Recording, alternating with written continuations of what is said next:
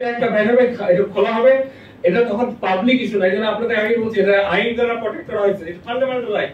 আপনার কি প্রপার্টি আছে, আপনার পার্সোনাল, আমার কি জানার অধিকার আছে? এটা খুব স্বাভাবিক কথা। আপনারা মিডিয়াতে আছেন, এটাকে পজিটিভলি আমি বলবো কি, এটার ম্যাক্রো কনসেপ্ট 15 লাখ অফিসার কর্মকর্তাকে কখনো যাওয়া সম্ভব হয় নাই, এইবারই প্রথম। আগে এটা 9/6 ছিল, এখন এটা একেবারে ট্রান্সপারেন্ট। এবং যাকে ধরা হবে, এই যে গুরুদার সেদিন বলছিলাম যে স্যার একটু দেই না দেই কি হয়, এবার দেখেন কি হবে। যেহেতু 30 নভেম্বর পর্যন্ত টাইম দিলামই আমরা, তারপরে এটা নিয়ে নাড়াচাড়া, আর প্রতি বছর হলো 31 ডিসেম্বর নাড়াচাড়া হবে। আমাদের করা লাগবে না, দেখবেন যে অফিসই করতেছে।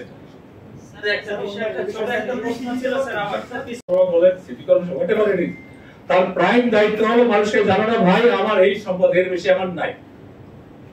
এরপর যদি বাড়ে, এখন তো এইবারে দেখলাম বাড়া কমার কোনো হিসাব নেই, এন্ডলেস। তখন ওরা বলে যে আমি তো সৎই ছিলাম। এটা হলো নির্বাচনের সাথে তাদের যায়। সরকারি কর্মকর্তা কর্মচারী, যেটাকে আমি কর্মচারী বলি, তাদের এই ধরনের কোনো এজেন্ডা নাই।